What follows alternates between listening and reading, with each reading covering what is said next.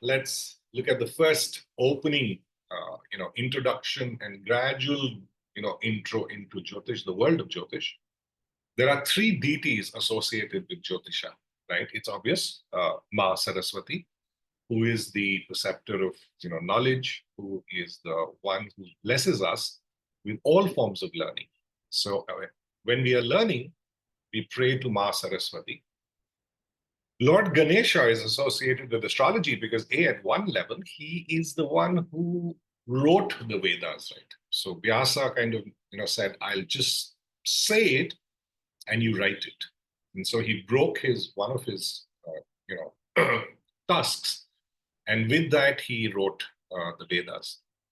So Jyotisha is associated with Vedas. It is a limb of the Vedas, right? There are 6 limbs of the Vedas. Jyotisha is one of them.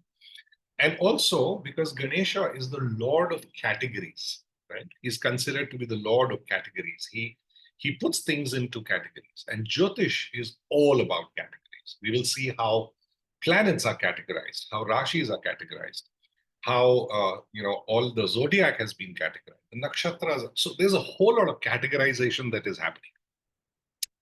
And so those categories are what we pray to Ganesha to give us the understanding of those categories. Then there is Dakshinamurti, right? Not such a, let's say not such a popular or, well-known kind of a deity. But Dakshinamurti is a form of Lord Shiva, right? And Lord Shiva in his form where he is teaching, right? So he's teaching to the rishis. And so they sit at his feet. And Lord Shiva, in the form of Dakshinamurti, teaches the rishis about the various knowledges. So there is a guru shishya parampara related to Jyotisha. However much, and I have noticed, however much I may read out of a book, how many books I may read, somehow Jyotisha doesn't really dawn upon you completely. Till the time you don't engage in a dialogue, it doesn't really come through. And so Dakshinamurti is the other deity. And of course, the Navagrahas, right? The 9 planets. We pray to them. We always study about them. We always ask them to bless us because these are the controllers of our life. They are the ones who Jyotisha rotates around. So these are the deities of our, of our knowledge. The best part is that, if you go back to try and understand what is Jyotisha and how possibly it started off, is a very interesting thought to, go back in time, thousands of years ago, and kind of, you have the ability to think, you have thought process now, and you look up and you wonder, what is this sky all about? What are these stars? Who are these? Who are we? Who am I, right? Those are the fundamental questions across civilizations that, humankind has asked of itself. Even today, we ask that. When something happens to us, we always say, why me, right? I mean, why did this happen to me and not to someone else, and so forth and so on. So I think somewhere our ancients kind of looked up at the skies and must have observed something very interesting. If you get a good view of the sky, and you kind of just lie still and keep observing it, you see certain of these lights move. And some of them remain fixed. They don't shift at all. On the same spot, day after day, if you spend time, you see new lights appearing. And this was not there yesterday. And the one I saw yesterday is kind of shifted in the sky. It's either, gone up, or it's gone a little more south or east or west. And so that must have been quite a puzzle for them to resolve and say, what is going on here, right? And I'm sure many, many years of this observation kind of helped them plot that, okay, there's something going on there. So there's something in the distance which is not moving. Then we are here somewhere. And somewhere in between us, there is some other bodies which seem to move and kind of, move all the time. And so they may have then kind of said, these lights have something to do with the way we are or the way things are on this planet. Over a period of time, if you study mundane astrology, right, which people today use to, give political predictions or a country-wide prediction, were used at a point in time to predict weather, right? Weather was the most common prediction that people used with the movement of stars. The reason being, everybody was agrarian, right? Agriculture was the only method of surviving. You had kingdoms, and the kingdom's fortunes depended upon monsoon, sowing season, crops which will come up. So the whole society, being agrarian, depended upon weather.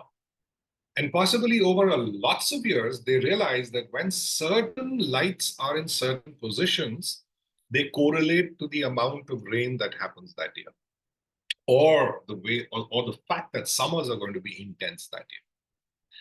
And those kind of correlations with weather patterns is possibly the emergence of this whole study of stars and the impact of stars on our lives.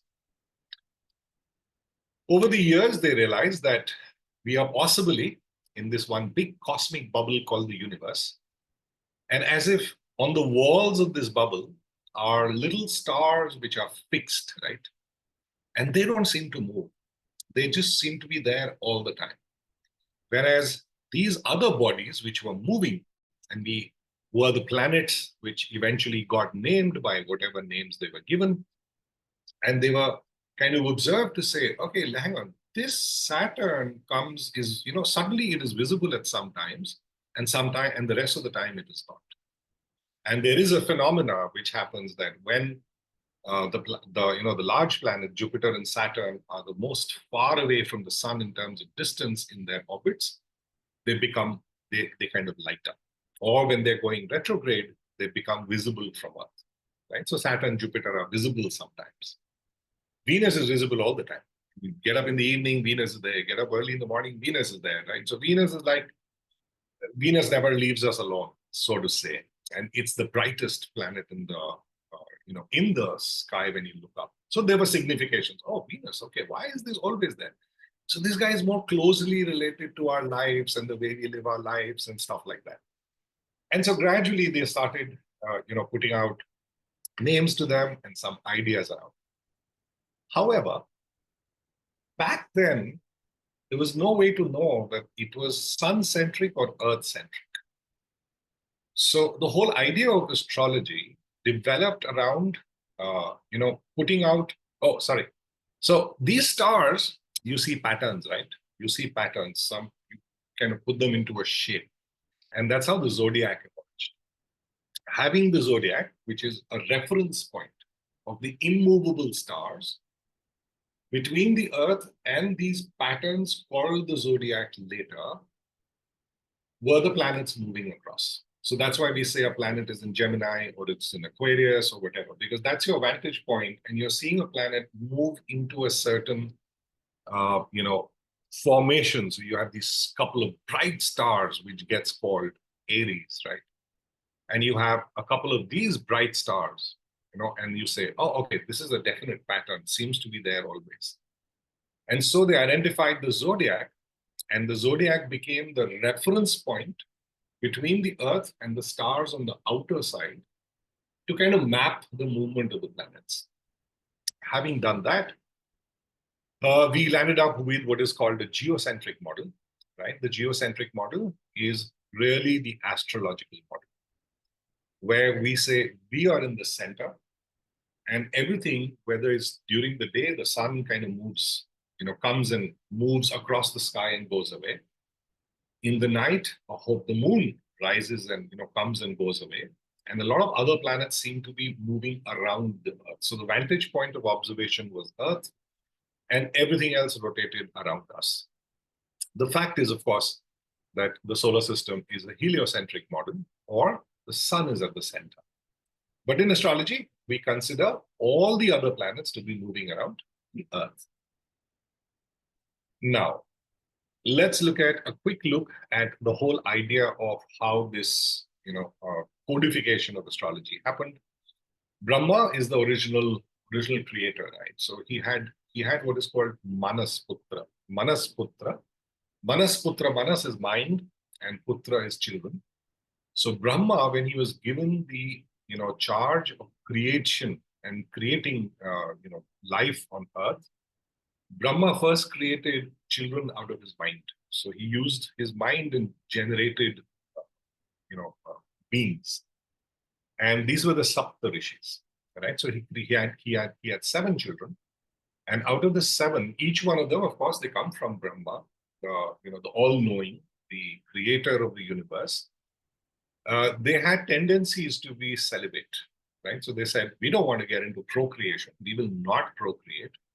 We would go out and spread knowledge and gain knowledge of the world.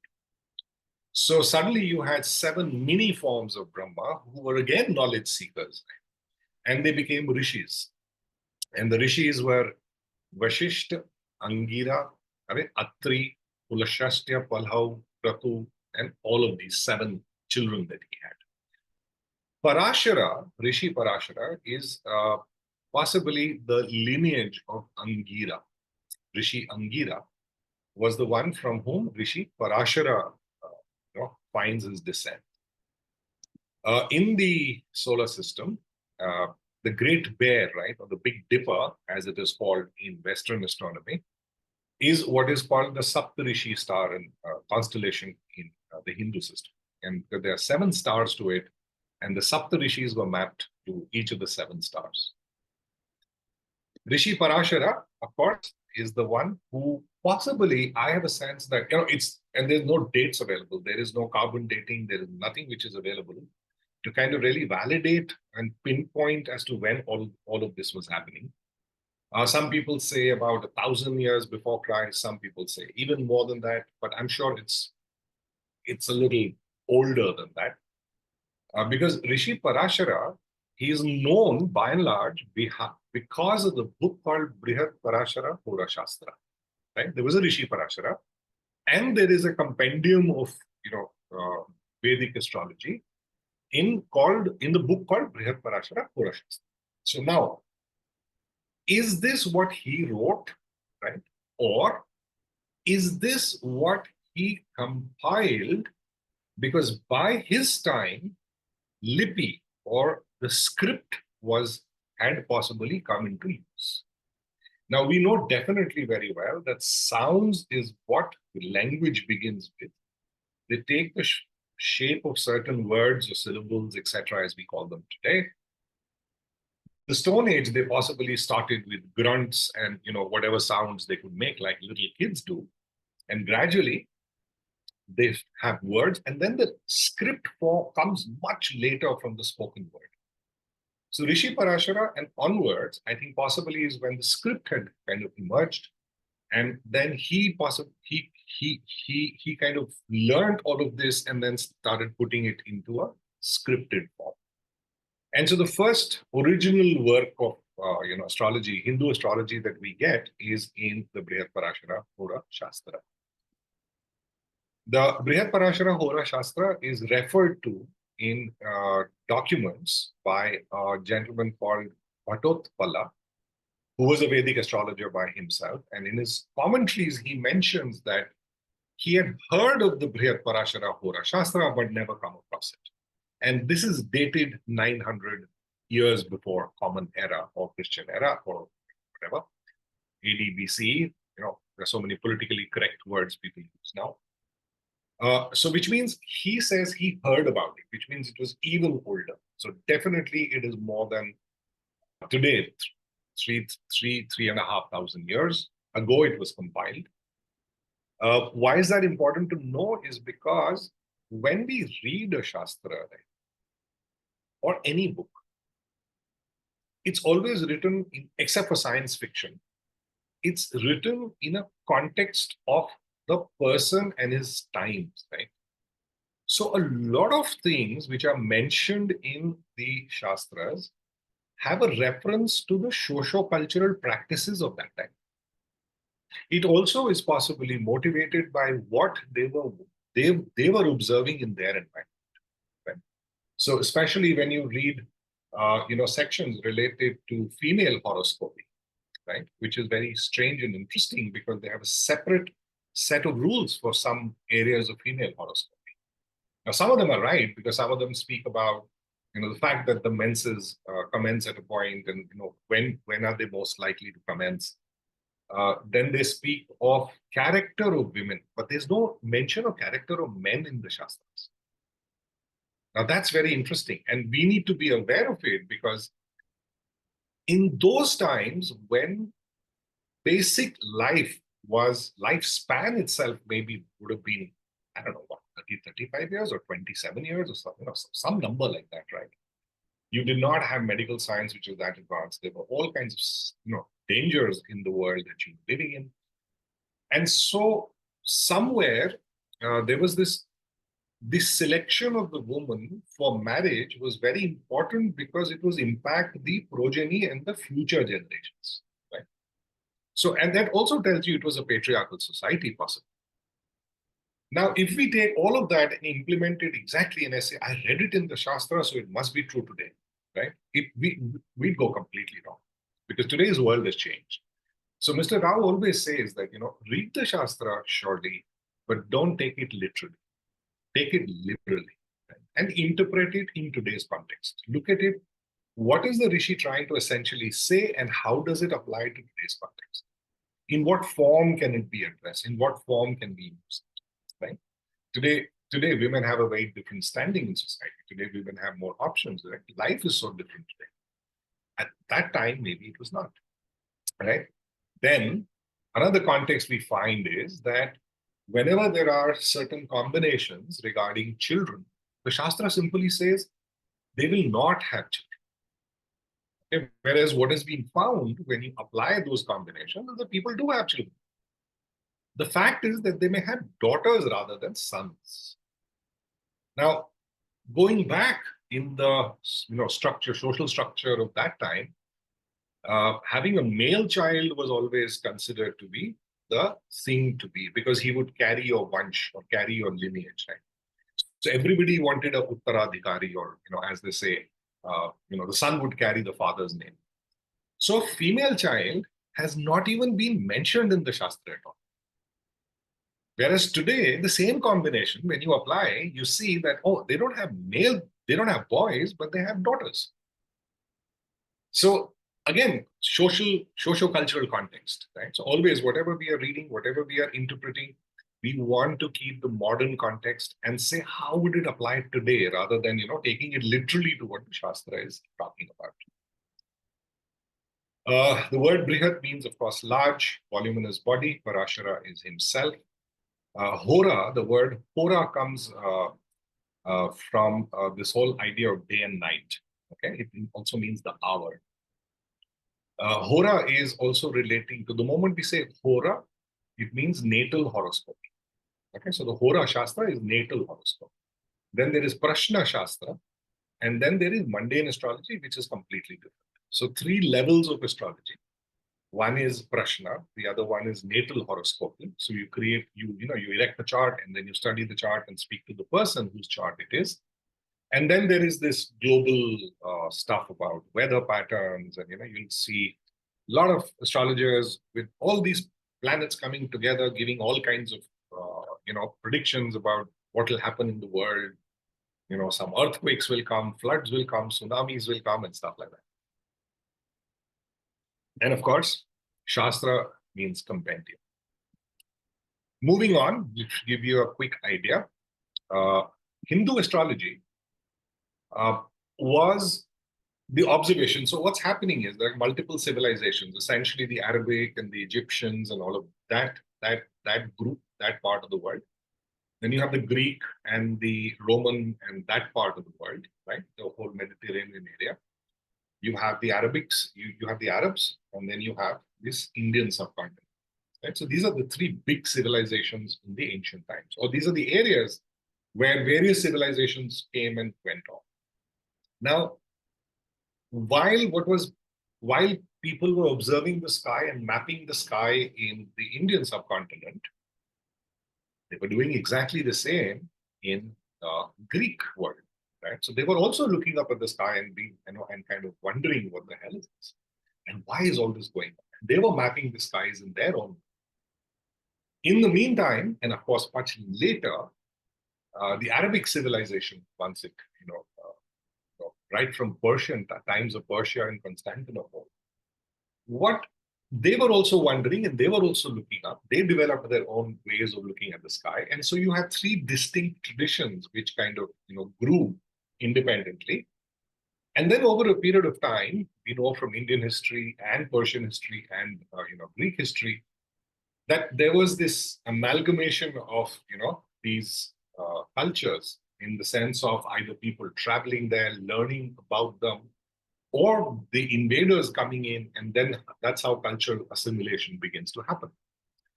So the Hellenistic tradition is what is responsible for the whole idea of the zodiac, right? The way we know the zodiac today was developed in the Greek world and not in India. In Hindu astrology, the way they mapped the sky was even more minuter patterns called nakshatras, right, or asterisms. And it was moon-based, it was lunar-based. In fact, even today, all the Hindu festivals, etc., are based on the movement of the moon and certain nakshatras at certain points in time. The Arabs had another system called the Tajika system of astrology, where it was not as elaborate, but it was more in the Prashna method. Right? So the Prashna, the whole origins of the Prashna methodology of astrology comes from Arabic Tajika astrology, which later came to India, and people then wrote Prashna Marga, and Neelkant wrote his Tajika Neelkanti.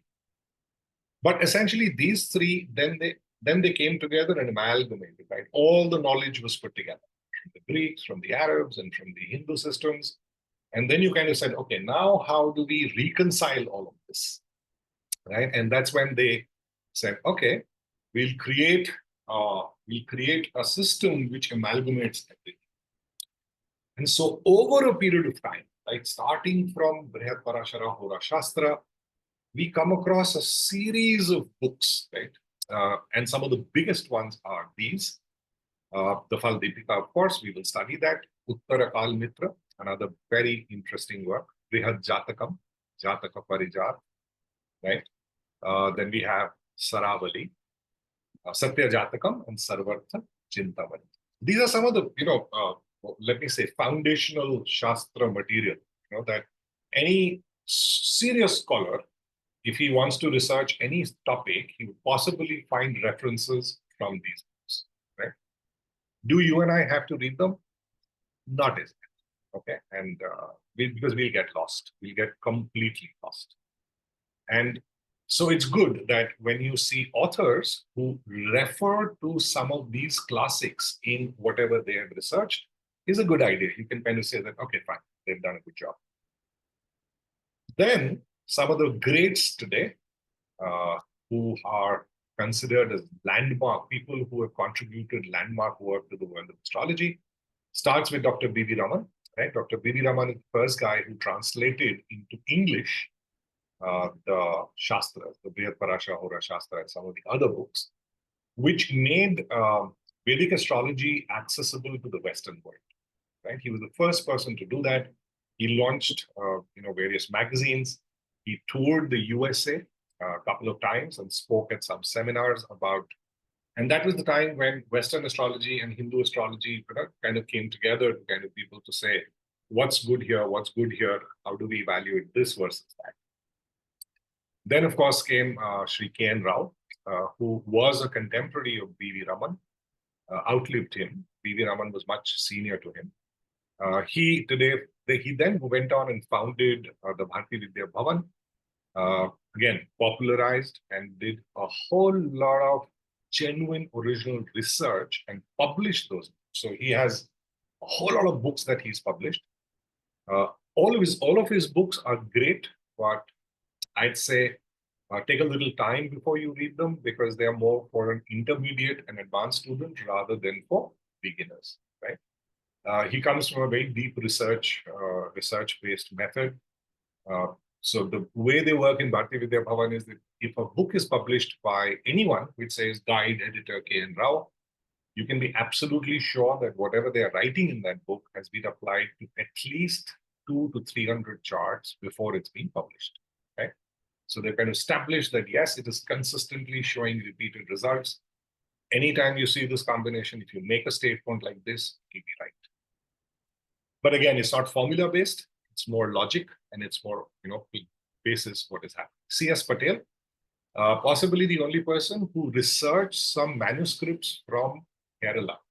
Why is that important? Because with the Mughal invasion, right, and the destruction of the temples and the knowledge centers of North India by and large, all of this material was kind of shipped deep into South India, right? So it was hidden so that it is kept away from the Mughal invaders. And so deep south, Tamil Nadu, Kerala, Hyderabad, parts of Maharashtra is where a lot of these traditions were preserved, right? And you will see a lot of astrology in the South Indian South astrology in south of India is very big. He picked up some books called Dev Keralam and Chandrakala Nadi and stuff like that. And then he researched them and pulled out certain stanzas and work and published them in his books. Again, research is still pending, but again, he brought to light a lot of material which was otherwise forgotten or lost. Sheshadri Iyer was again a scholar about 100 years ago.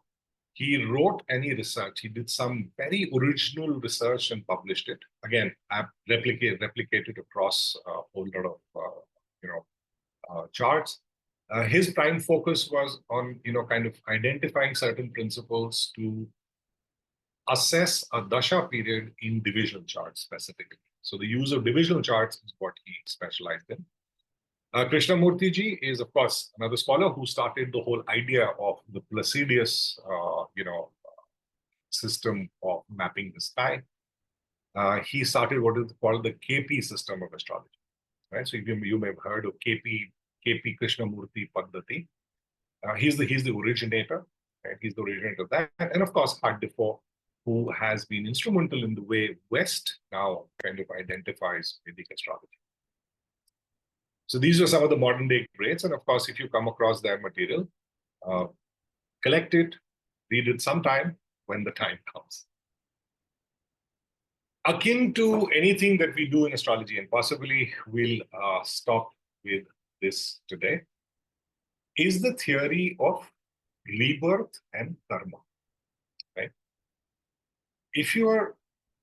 So the whole premise of astrology, right, or Hindu astrology is that because there is this cycle of birth and death and, coming back, taking form or reincarnation, so as to say, which is very clearly demonstrated or, kind of popularized or spoken of in the mythology, where we see Vishnu taking various avatars, right? So the whole idea of Vishnu taking avatar is linked to the idea that at a cosmic level, there is a unified source from which parts of that come to Earth from time to time and kind of, go through experiences and go back and then again come back. So this whole idea of cycle of birth and death is the foundational premise of astrology.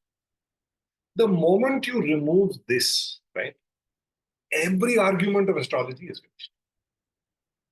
So in the Hindu system or in Sanatana, the idea of karma is born because of the fact that you accumulate karmas over a period of time. What is karma and how do you accumulate it? So anything you and I do today, right, is considered to create a ripple effect in the universe. So it creates a rippling effect. So you get angry, you shout at your child. Your child kind of carries the impinge of that anger and goes out and lets it out somewhere, and then it just kind of continues to roll after that. Given that as the basic premise, it says that whatever we are doing today, right? Whatever we are doing is what will eventually reflect and come back to us in some form in either this life or the next life. So that is the core which we must always keep in mind, that karma and the nature of karma, the study of nature of various karmas is related to what astrology really tries to do at the core of it. So what it does is it classifies karma into four basic categories. Sanchita karma, right, which is heap or accumulated. Sanchit is what you collect over a period of time. So what is Sanchit karma? It is karma which is your total bank balance over lifetimes that you've accumulated. So in the last 3 lifetimes, if I was, let's say killing people, then I've collected that karma as a bank balance. And part of that is what will come to me in this birth. So previous karmas, if positive, will create positive experiences because my balance is positive. If I have a negative balance, I will get something out of that and I'll go through negative experiences in this life. So whatever from the sanchita that you collected, good, bad, that you've got for yourself, in this life, you withdraw from that, and that is called prarabdha. So you're given for this life a set of karmas from that heap of karmas that you have. You're given a small set to spend in this life. Now, these could be positive karmas and some could be negative karmas. So the negative karmas give us pain. They bring unfortunate experiences. The positive karmas bring us pleasure. They bring us all the positives in our life. Yeah. Then the question is everything destined or is there a free will? Right. So there comes the divide, and Hindu philosophy answers it by calling it Kriya Mana Karma. Kriya Man Karma is free will. Kriya is action. Mana is my mind, or my mind decides to do certain karmas, which means consciously doing actions which create positive effects, right? So I come into this life with a set of karmas, and I have to go through them in any case. But if consciously I do positive actions, now the positive actions are essentially actions of righteousness in modern context, of saying, let me not actively harm someone. Let me not give in to greed. Let me not give in to anger. Let me not give in to pride. And so act with humanity and humaneness to all living beings on the planet. Right? So I do not do bad. If something is happening, I consciously withdraw from there and walk my path rather than participate in something negative. Could be ridiculing someone, could be cracking, innuendos at people, from such simple things to actually, throwing the dog from the 31st floor and seeing how it dies, right? It could be that range of actions. So they say that you have the power to act consciously. So essentially what he's saying is, are you conscious of what you're doing? Now, this is similar to this whole idea of mindfulness that has been going around, across the globe today, where are you mindful and are you present to where you are and whatever you are? Or is your mind all over the place? So that acting out of consciousness for your own good and for the good of others, right, is where the free will comes in. And of course, there is what you collect. So there is some part of unconscious karma also that we have done. It may be good, maybe bad, we don't know, right? But we've acted maybe at that point in time out of self-interest to protect myself. And so maybe some karma has got done, which gets collected in the agamana karma category, which will unfold in future times to come.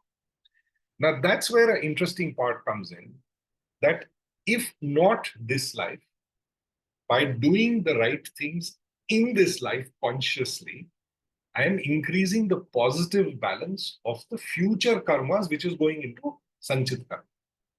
So, which is why they say, you pray to God, be humble, all of that stuff is essentially so that the future lives are more pleasurable rather than painful. Okay. And prarabdha karma, the study of prarabdha karma, or the delineation of all of that, is really what astrology is. Last point before we close.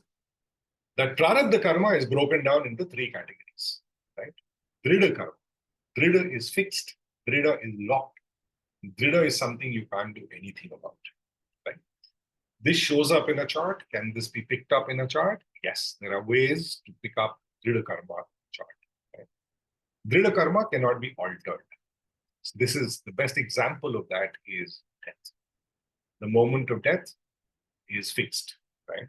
It will come when it has to come. No amount of remedies, no amount of mantra, nothing is going to change that.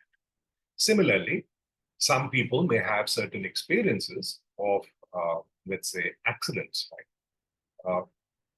Do what may, something will happen, it will happen, right? Some people go through life unmarried. Some people go through broken marriages. Some people go through without children in their lives, right? So there are indications of saying there are some parts of life or some areas of life in which certain experiences are fixed. Then there is the least fixed called Drida Adrida, which is flexible, right? It is neither fixed nor is it loose, but it is somewhere in between, right? So it's a mild karma from the past, not very rigid. And so there could be something that can be done to alter that karma, to change that karma, or to make it more, less hostile. So there could be something coming up. And so this is where the whole idea of remedies comes into astrology. So doing a mantra jap, doing a certain dan, and doing a certain seva, right? The three forms of remedies in the Shastra originally that they've spoken of is to do mantra, jap, either, or you do seva, which is the service of some people, service of the whole, service of the children, service of the needy, etc., etc. And the last form being dan. Dan is donation, or as we call it, charity for a cause or a purpose, right? So by doing some of those actions, some of these minor karmas could be altered. Then there is the firm part. Okay, so these are firm. Firm means that they are strong enough, but by conscious action, they could modify them a little bit, right? But nothing very major. By and large, in astrology, we are kind of able to do this pretty well. The Drida karma, we can get a good handle on it. We can get the ones on the firm and not fixed, right? But the flexible ones are very minor, and they do not, and even if they do kind of happen to us, we do not get too disturbed by them or too elated by them. They're like, okay, average small little things happening on a day-to-day basis. So we try and detect, as many of the firm and the Drida karmas as possible. Now, the question is, if I know something is going to happen untoward to someone, right, what do I do with it? I see that a person is coming up with a period of time for the next 3 years where life is going to be challenging, right? Things are going to be not so favorable for the person. And that's where the whole idea of counseling comes. So astrology as such was not meant to make predictions about, whether you will wake up at 7 a.m. and have eggs today or have milk today. But the fact that, look, it's like Google Maps, right? So you have a Google map to go from one place to the other, and then it kind of tells you where it is orange, where it is red, what's happening, right? So you become aware that, okay, listen, next 10 minutes, I'm stuck in this traffic. There's nothing much I can do. So now consciously, rather than fret and fume and blame the government and blame everybody, let me just sit back. This is the best 10 times of my life today to enjoy this one song that I've been wanting to listen to. Or just consciously aware and then say, fine, the next 10 minutes is going to be slow, right? So let me just go with it with the pace that it is going to be slow rather than feel completely upset about it. Or similarly, a good time is coming. It's a blue road in front of me, right? Now I know I can accelerate on this point. I can take chances. I can take risks. I can do investments if I want. But when the road is red, you don't do all of that, right? You kind of hold back. So it provides us a roadmap to say, what kind of a road lies ahead of us. And in those times, some of the things that I should do and I should not. That's the original purpose. Now, of course, the quest has been for various astrologers to kind of get as specific as possible, and which is fine, right? Getting down to saying that, okay, this person is likely to get married in a window of these 6 months. Yeah, that's a good thing to do. That's a good estimation. But is that the quest, right? That's not the quest. The quest is guidance. And then as we kind of get you comfortable doing that, then strive to, go deeper and deeper and deeper.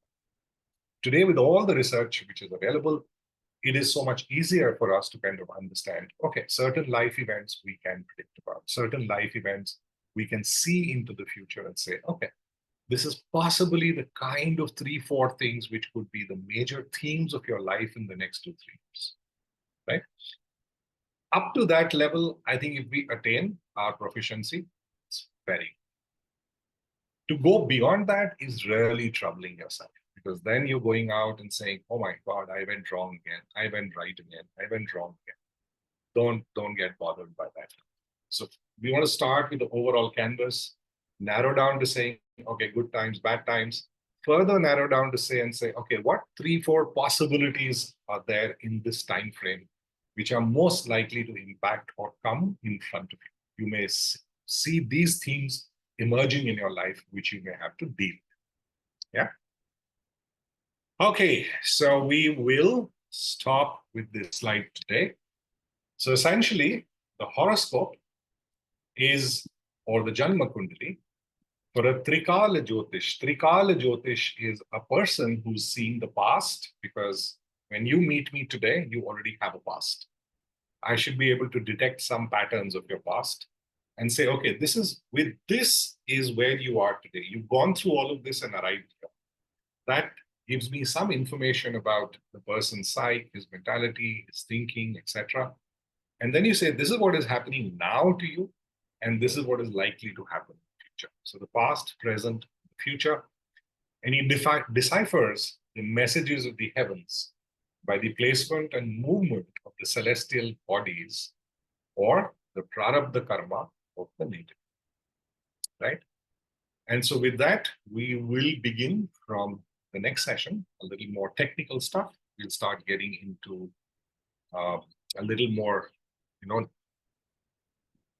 stuff about the construct of a birth chart. What does it look like? What are the elements? I'm sure a lot of you know about this already, so we won't spend too much of time on this, but just a quick revision and then start building our foundation from here. Okay?